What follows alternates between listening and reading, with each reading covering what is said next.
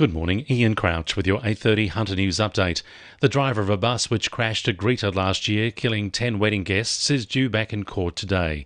Brett Andrew Button faces 89 charges stemming from the crash, including 10 counts of manslaughter and 16 counts of causing bodily harm by wanton or furious driving.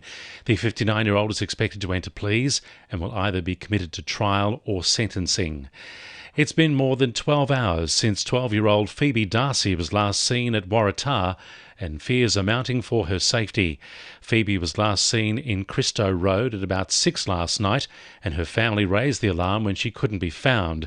She's described as being of Aboriginal or Torres Strait Islander appearance, about 150 centimetres tall with a slim build and shoulder-length black hair.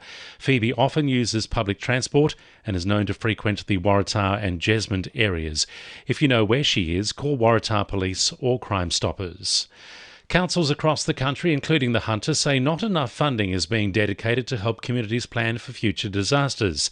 Councils have welcomed the $200 million Disaster Ready Fund, but some believe more investment is needed.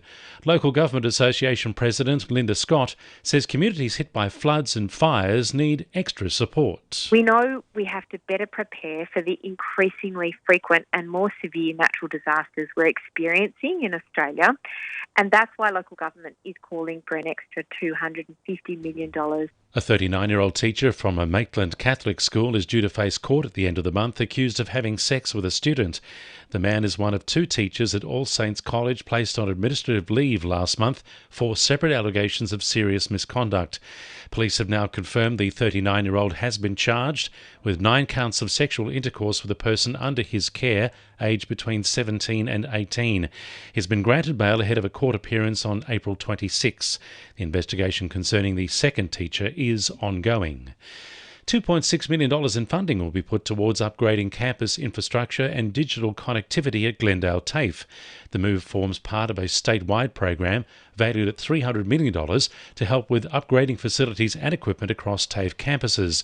Wallsend MP Sonia Hornery says they want students to study and learn. But we also want students to be able to study in comfortable, safe and upgraded facilities with the latest technology, to give them the best opportunities to find work at the end of their courses.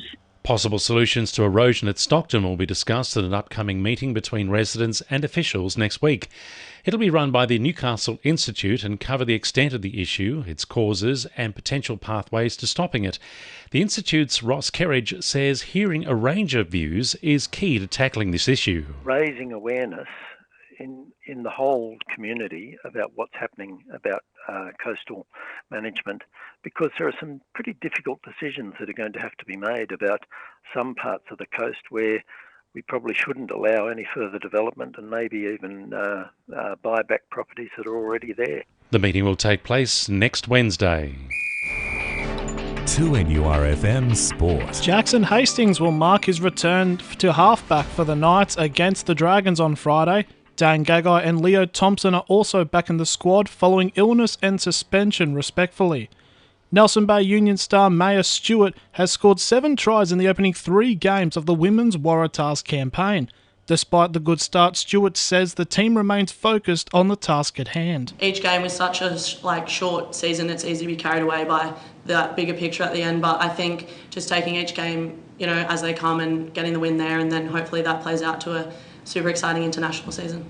Charlestown golfer Jai Pickin will start his Q School campaign today in the first stage. A finish in the top 13 after 54 holes will see him advance into the second stage of the tournament. And Jets women's keeper Izzy Nino's availability for the upcoming elimination final against Western United will be announced tomorrow at an appeals hearing. That's sport. I'm Jessie Dennett. And the winning numbers in Oz Lotto are 2, 15, 21, 22, 41, 43 and 47, and the supplementaries are 6, 23 and 28. And now you're up to date with the latest 2NURFM Hunter News.